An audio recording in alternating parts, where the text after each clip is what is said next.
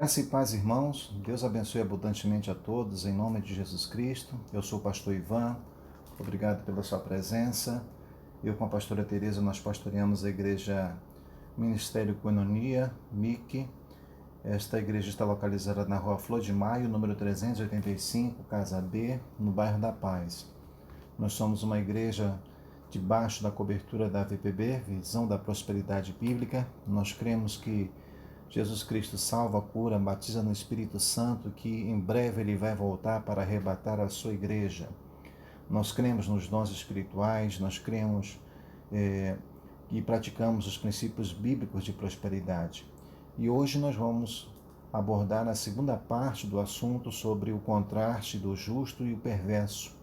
É um tema que hoje visa ensinar, relembrar sobre o nosso modo de vida que deve ser pautado pela sabedoria divina baseada na palavra de Deus. Desde já, informo aos irmãos, mantenha seus tributos em dia. Este ato, ele agrada a Deus e atrai as bênçãos de Deus para a sua vida e para a vida de sua família. Tá? Você pode depositar, se quiser, na nossa conta, na conta da igreja, que é o do Banco Itaú, a agência 7250, a conta é número 16488, dígito 1, MIC, Ministério Internacional Coenonia, CNPJ é 36441618, ao contrário, dígito 34. Ou você pode entregar na própria igreja, e Deus haverá de livrar a sua casa da peste, em nome de Jesus Cristo, como cristão fiel que você é, a Deus nas expressões dos tributos e fiel também na sua conduta. Muito bem, o contraste entre o justo e o perverso, né? Nós vamos dar continuidade, Provérbios 10, 1 a 32, mas nós já fizemos até o 16, vamos ao 17. O 17 diz que o caminho para a vida é de quem guarda o ensino, mas o que abandona a repreensão anda errado. Muito bem. A Bíblia, ela chega a dizer que há caminho que ao homem parece direito, mas ao cabo dá em caminho de morte. Provérbios 14, 12. Olha, o sábio, como diz Provérbios, o sábio é categórico ao declarar que o caminho para a vida é de quem guarda o ensino. A obediência ao ensino da palavra de Deus livra nossos pés da queda, nossa alma do inferno. Já a rebeldia não. A rebeldia é como um pecado de feitiçaria, é uma rebelião contra Deus. Tapar os ouvidos à repreensão de Deus é colocar o pé na estrada do erro, é marchar para o abismo, é chegar ao destino inglório da condenação eterna. E aí, só os insensatos vivem assim, às cegas, desapercebidos, sem nenhum senso de perigo. Levam uma vida sem reflexão, uma vida construída para o desastre. O caminho seguro da vida é a estrada da obediência. Obedecer a Deus e andar conforme os seus conselhos. É o caminho seguro na estrada da vida. E essa estrada é verdade, ela é apertada, E não são muitos os que andam por ela, mas o seu destino final é a glória, a bem-aventurança eterna. Aqueles que andam por essas veredas, pelas veredas da obediência, receberão uma linda recompensa. Louvado seja Deus para sempre. Versículo 18 nos alerta e nos ensina o seguinte: o que retém o ódio é de lábios falsos, e o que difama é insensato. Muito bem. Há duas maneiras de lidar com o ódio. A primeira é a explosão da ira, quando o indivíduo, como um vulcão de efervescência, desanda a boca para difamar o próximo. Essa explosão ela começa com agressões verbais e culmina na violência física. Pessoas destemperadas emocionalmente, elas transtornam a vida de quem está à sua volta. E a segunda maneira errada de lidar com o ódio é retê-la, é reter, é armazenar. Essas pessoas elas não explodem, elas não provocam escândalo público e até mantêm as aparências. Mas, infelizmente, esse tipo de procedimento azeda o coração e destilam falsidade com os lábios. E há muitas pessoas que vivem nessa, assim podemos falar uma palavra forte, numa vida mentirosa. Os lábios, eles produzem palavras macias, mas o coração é duro, é como pedra. Os lábios até tecem elogios, mas o coração profundamente ele trama a morte. Há um descompasso entre o que se sente e o que se fala, um abismo entre a boca e o coração. Tanto a explosão da ira como a sua retenção são atitudes incompatíveis com a vida cristã. Não podemos apontar esta arma de grosso calibre para os outros e nem contra nós mesmos. A única solução, a única solução é não ferir os outros ou a nós mesmos e perdoar mutuamente os outros a si mesmo, como Deus em Cristo nos perdoou. Em vez de se esconder, de esconder o veneno da maldade debaixo da língua, nós devemos, em nome de Jesus, abençoar uns aos outros e proferir honra uns aos outros, e só assim a gente vai desfrutar de uma vida verdadeiramente feliz. Glória a Deus para sempre. O versículo 19, ele trata sobre no muito falar não falta transgressão, mas o que modera os lábios é prudente. Olha, quem fala muito, a Bíblia diz o seguinte, que quem fala muito erra, e que até o tolo, quando se cala, é tido como sábio. A palavra de Deus ela é categórica, ela diz: todo homem seja pronto para ouvir, tardio para falar e tardio para se irar. Tiago 1,19. As pessoas que falam para depois pensar, que falam sem refletir, que falam mais do que o necessário, muito transgride. Nós devemos falar a verdade, mas falar essa verdade em amor. A verdade ela é o conteúdo e o amor é a forma. A verdade sem amor ela agride. O amor sem a verdade engana. Nós só devemos falar o que é bom e oportuno. Só devemos abrir a boca se for para transmitir graça aos que ouvem. O tolo fala muito e pensa pouco, fala muito e comunica pouco, fala muito e acerta pouco. O prudente, a pessoa prudente, porém, ela modera os lábios e amplia a sua influência. Fala pouco e reflete muito. Fala pouco e se comunica muito. Fala pouco e abençoa muito. Olha, irmãos, nós devemos ser cautelosos em nossa fala. Não é algo fácil, não. Falar é fácil, ensinar aqui é fácil. Mas praticar é muito difícil, pois a vida e a morte estão no poder da língua. Nós podemos dar a vida ou matar um relacionamento dependendo de como nos comunicamos. A comunicação é o oxigênio que nutre nossos relacionamentos. Nossa língua, portanto, precisa ser fonte de vida e não cova de morte. Precisa ser medicina e não veneno. Precisa ser, como se diz assim, esse bálsamo que consola e não fogo que destrói. É o que podemos trazer essa interpretação do versículo 19. Já no 20 diz assim: prata escolhida é a língua do justo, mas o coração dos perversos vale muito pouco. As palavras de um justo são muito mais preciosas do que os metais mais nobres. A língua do justo é prata escolhida, tem beleza, tem valor, tem dignidade. Quando o justo fala, as pessoas elas são edificadas, consoladas, encorajadas. Quando o justo fala, seus lábios eles jorram a sabedoria, suas palavras são medicina para o corpo, o bálsamo para a alma.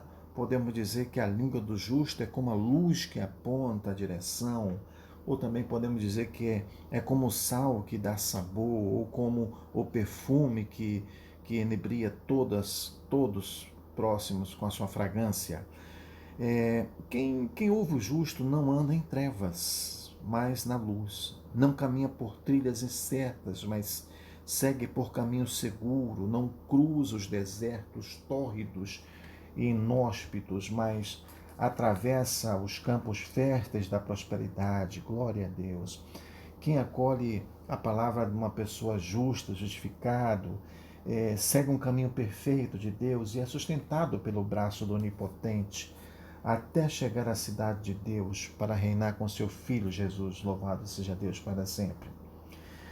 Se a língua do justo tem palavras tão belas e preciosas, irmãos, o coração do perverso, já por outro lado, flui em palavras que valem muito pouco. É um poço de perdição, laboratório de engano, usinas de mentiras, território do qual domina a maldade. E aí chega um tempo de avaliarmos o valor das nossas palavras, reparar isso aí. Elas são, podemos perguntar se elas são pratas ou escórias, se são belas e atraentes ou se são palavras feias e repugnantes. Tem valor como a prata escolhida ou valem tão pouco quanto o coração do perverso? É hora de se avaliar isso aí, é o que o Provérbios nos chama a fazer. O 21 diz assim: os lábios dos justos apacentam a muitos, mas por falta de senso morrem os tolos. Aqui é um convite ao apacentamento da nossa língua. Há muitas bombas que têm um grande poder de destruição. Por exemplo, Hiroshima e Nagasaki foram destruídas pelo poder devastador da bomba atômica. E hoje fala-se muito na bomba de nêutrons, na bomba de hidrogênio. Mesmo com uma política internacional de desarmamento nuclear, o arsenal que é feito hoje, que existe, é suficiente para destruir nosso planeta Terra várias vezes. No entanto, podemos afirmar que a bomba mais poderosa não é atômica nem a de hidrogênio, mas a bomba das ideias, as ideias que são veiculadas pela língua. Com o poder de eloquência, muita eloquência, Adolf Hitler enfeitiçou uma nação inteira e provocou a Segunda Guerra Mundial. Eu me lembro aqui que a Bíblia diz, porém, que os lábios do justo eles apacentam muitos. A língua do justo é como um pastor de almas, um ministro fiel, um conselheiro sábio que conduz muitos pelas veredas da justiça. Suas palavras apontam o caminho certo para os errantes e consolam os tristes, vivificam os abatidos e fortalecem aqueles que estão fracos. Curam, chega a ter poder de cura as palavras, curam os doentes e colocam de pé os trôpegos. O justo ele apacenta com a língua, porém os tolos, por falta de senso, de reflexão, não conseguem nem apacentar a si mesmo, organizar a si mesmo. Os tolos não encontram orientação para a vida, por isso trombam vencidos nessa jornada. Sua morte torna-se um monumento inglório da sua própria tolice, e por desprezar o conhecimento de Deus, o tolo ali perde a própria vida, a própria alma, por tapar os ouvidos à instrução, e ele perece para sempre. Misericórdia. Devemos refletir nisso em nome de Jesus Cristo. O versículo 22 já diz que a bênção do Senhor enriquece, e com ela, com esta bênção, ele ele não traz desgosto. A bênção do Senhor enriquece, e com ela ele não traz desgosto. Há ricos e pobres ricos, né? Eu li sobre um homem chamado John Rockefeller, o primeiro bilionário do mundo. Disse que o homem mais pobre que ele conhecia era aquele que só tinha dinheiro. Os que querem ficar ricos, a Bíblia diz que caem em tentação e cilada, pois o amor ao dinheiro é a raiz de todos os males. A pobreza ela não é uma virtude, nem a riqueza é um pecado. A Bíblia é categórica em afirmar que a bênção de Deus enriquece e com ela não traz desgosto. Deus é a fonte de todo bem. Dele procede toda dádiva, é dele quem fortalece, é ele quem fortalece as nossas mãos para adquirirmos riquezas e glórias. Vem das mãos de Deus, vem da bênção do Senhor. A riqueza que Deus dá não é fruto de desonestidade, não é fruto de roubo, não é fruto de corrupção. A riqueza que Deus dá é fruto de bênção que vem do céu, do trabalho honrado feito aqui na terra. É uma riqueza que não traz desgosto, nem tira o sono. Sua fonte é limpa, sua natureza é santa e seu propósito é sublime. Louvado seja Deus para todo sempre. O versículo 23, continuando, diz assim: para o insensato, praticar a maldade é divertimento, e para o homem inteligente, o ser sábio. Bom, a gente pode dizer assim, qual é a diversão? Qual é a sua diversão? O que você mais gosta de fazer? O que realmente lhe dá prazer? Dentro desse texto aqui, a Bíblia diz que o insensato ele se diverte praticando a maldade. Há muitos programas humorísticos que a gente pode ver, há muitas novelas que não passam de diversão frívola, de maldade transvestida de diversão. Não é? Aqueles que se encontram no mal, que encontram no mal um prazer mórbido e se divertem resolvendo a lama infecta dos porões sujos de coisas obscenas, são insensatos, insensatos. O verdadeiro prazer e sentido da vida não está na prática da maldade, mas na busca de sabedoria. Como diz Ail, para o homem inteligente, o ser sábio, para o inteligente ele não é encontrado na roda dos escarnecedores, ele não chafurda nesse tipo de lama, nesse tipo de pântano. O inteligente ele busca reger a sua vida pela sabedoria, não não oferece os seus ouvidos ao lixo do mundo, não não põe diante dos seus olhos coisas imundas, não colocam seus pés na estrada do mal, nem lança suas mãos naquilo que é desonra para a sua alma. O inteligente ele não tem prazer no pecado. Antes, seu deleite está em conhecer e glorificar a Deus. Eu creio assim, né? Ele não busca a sua diversão no pecado, mas nos celeiros da sabedoria. Seu prazer não está nos banquetes da terra, mas está nas delícias dos sentimentos do céu. Louvado seja Deus para sempre. Muito bem, e o versículo 24: aquilo que teme o perverso, isso lhe sobrevém, mas o anelo dos justos, Deus o cumpre, né? Mas o desejo dos justos, Deus o cumpre. O perverso ele tem presságio, mas o justo ele possui esperança. O perverso ele teme o mal e este lhe sobrevém, mas o justo busca o bem e Deus atende ao seu desejo.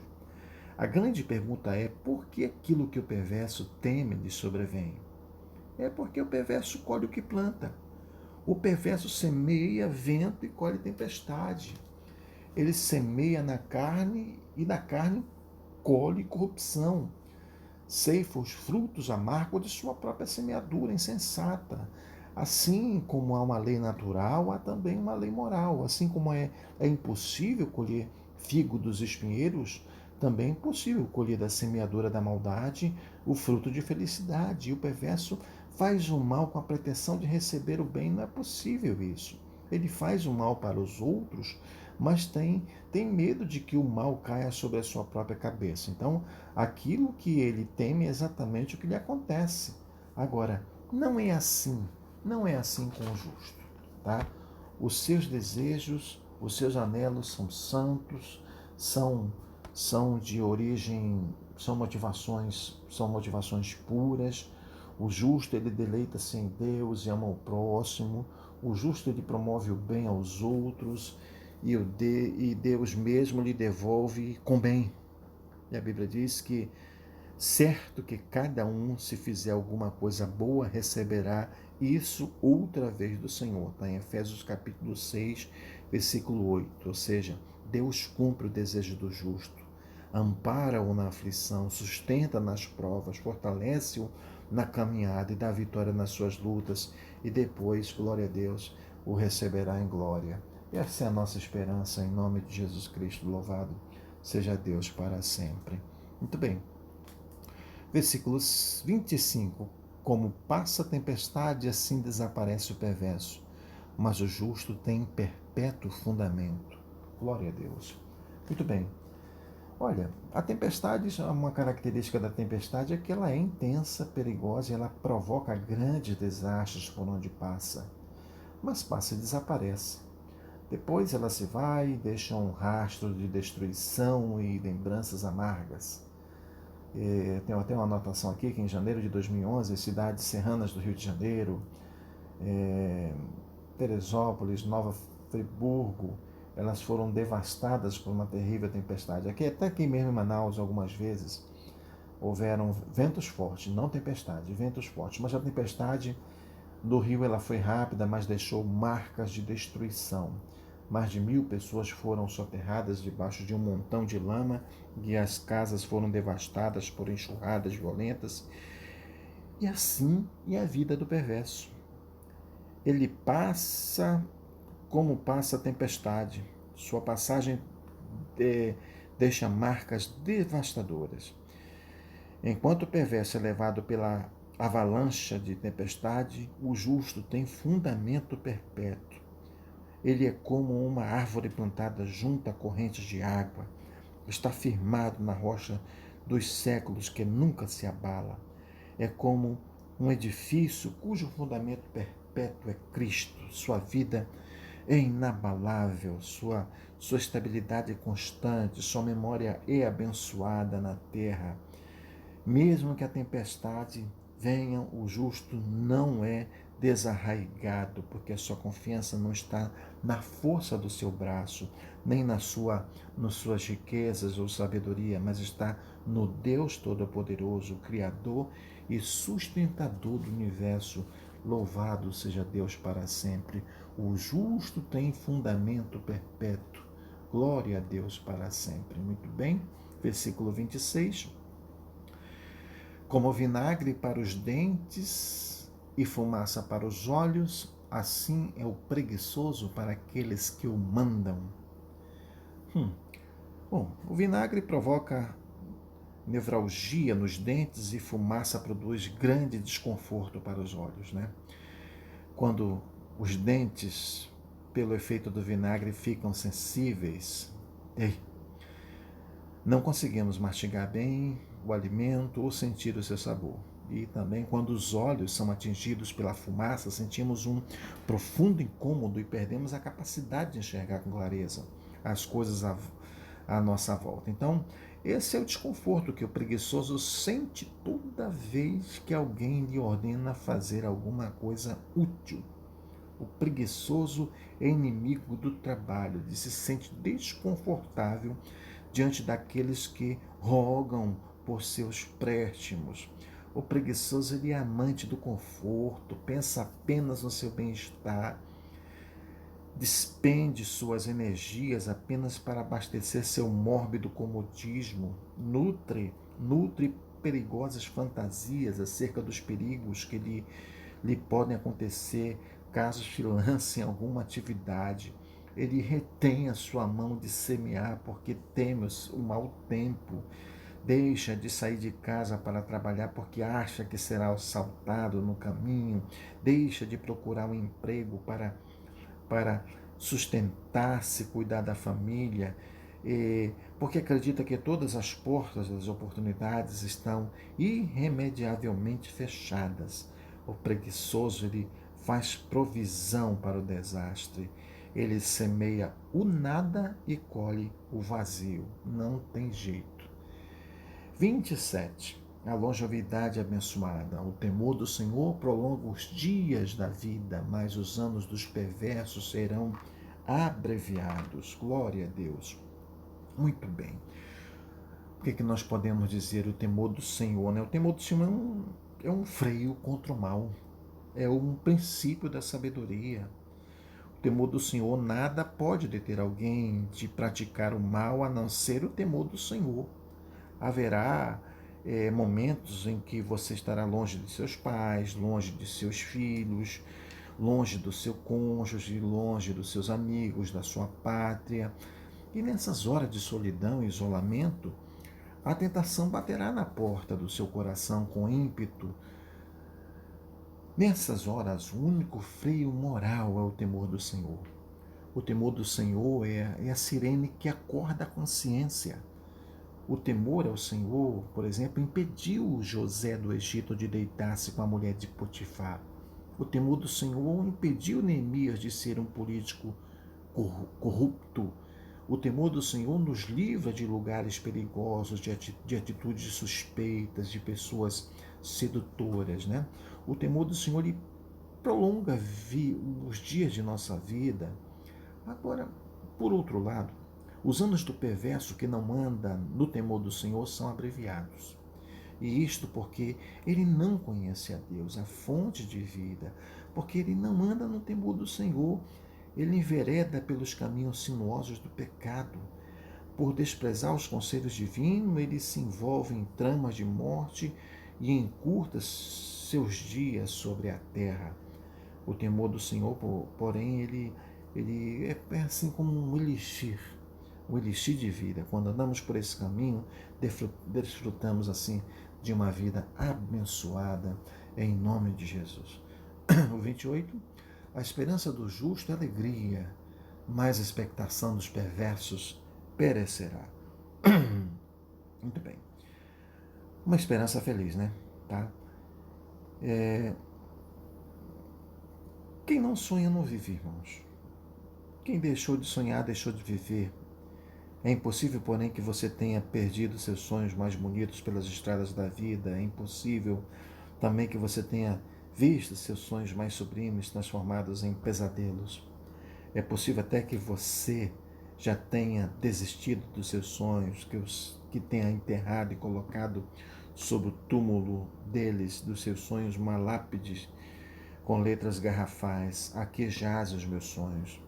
Então, em nome de Jesus Cristo, nós queremos encorajar você ou vocês a uma esperança, a esperança dos justos, que é a alegria. Deus ele tem pensamentos de vida, de paz a seu respeito. Se agora você só enxerga nuvens escuras, portas fechadas, se você, por exemplo, só enxerga nuvens escuras, saiba que por trás dessas nuvens o sol está brilhando. Essas nuvens elas vão passar, o sol jamais deixará de brilhar. Você não está a caminho do fracasso, mas está marchando rumo à glória. Em Cristo Jesus, Deus já fez de você um vencedor. Não é assim, porém, a expectativa dos perversos. Os sonhos deles se tornarão tempestades, os sonhos deles se tornarão amargos pesadelos. Eles semearam ventos e colherão tempestades. Eles jogaram espinhos no útero da terra e não colherão figos. Tantos os perversos como a sua esperança perecerão. Misericórdia, glória a Deus. Tá? O caminho do Senhor é a fortaleza para os íntegros, mas a ruína aos que praticam a iniquidade. Muito bem. O caminho de Deus ele é perfeito. O caminho de Deus passa pelas veredas da justiça. O caminho de Deus conduz à salvação. Esse caminho é aberto a todos, mas ele não é tudo. Nele trafega os pecadores arrependidos que nasceram de novo e foram lavados pelo sangue de Jesus. Os que amam a santidade, nele, todos aqueles que amam a santidade, todo aquele cujo coração é totalmente do Senhor. O caminho do Senhor não apenas conduz os íntegros a uma vida abundante, mas também os protege dos perigos. O caminho de Deus é chão para os pés do íntegro e muralha protetora contra os dados inflamados do maligno. Ao mesmo tempo que o caminho do Senhor protege o íntegro, é uma inevitável ruína para os que praticam iniquidade. O caminho do Senhor não é neutro, é como uma espada de dois gumes, oferece vida aos que obedecem e condena os que praticam iniquidade. Aos que correm para os braços de Deus arrependido, buscam graça, abrem-se portas da glória. Porém, aqueles que fogem de Deus, desobedecem a sua palavra, escarnecem da sua graça, esses receberão a dura sentença de se apartarem para sempre daquele que é a fonte de vida. Misericórdia, misericórdia, misericórdia. 30 o justo jamais será abalado, mas os perversos não habitarão na terra. Glória a Deus. Aqui Salomão, mais uma vez, ele faz um vívido contraste entre o justo e o perverso. A ideia é ressaltar a estabilidade do justo e a instabilidade do perverso. O justo mantém-se firme apesar da tempestade. Ele não é poupado nos problemas, mas nos problemas. Sobre a casa do justo também cai a chuva no telhado, sobre o vento, sopra o vento na parede e batem os rios no seu alicerce. Mas a casa do justo fica em pé, porque ele construiu a sua casa na rocha. Ele não será abalado porque não é forte em si mesmo, mas porque o seu fundamento é o próprio Deus, a rocha dos séculos. O perverso diferente. O perverso muitas vezes aparenta ser forte,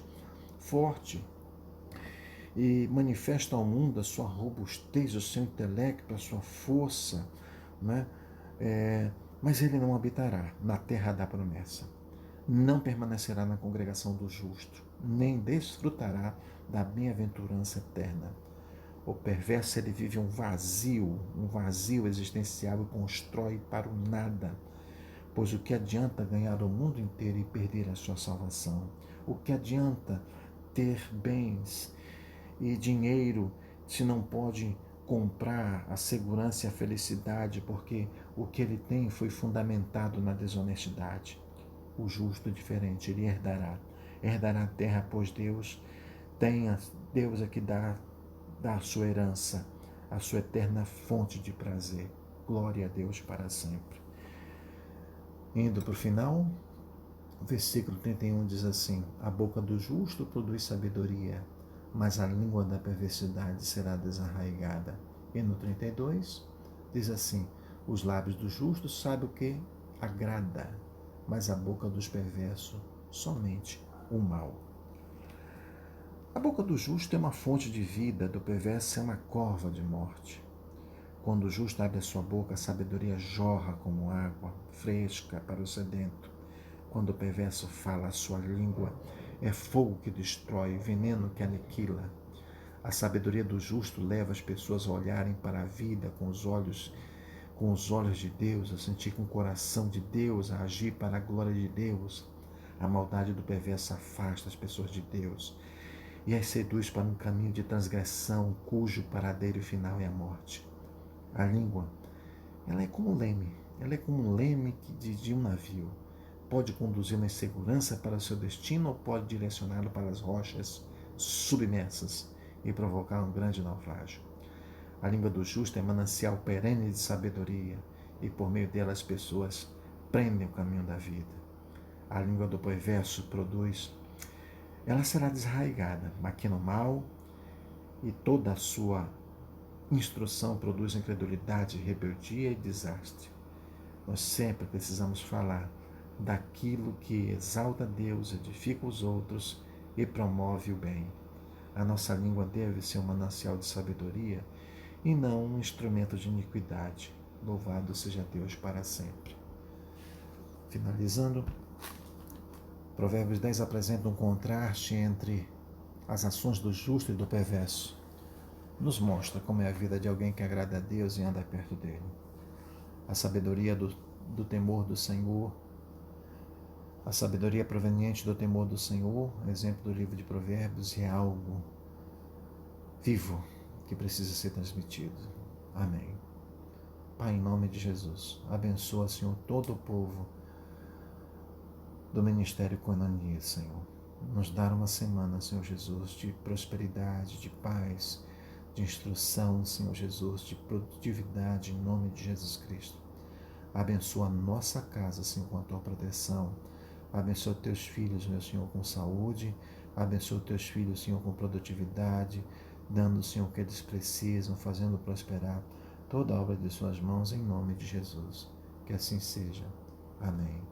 Glória a Deus. Deus abençoe a todos, irmãos. Graça e paz.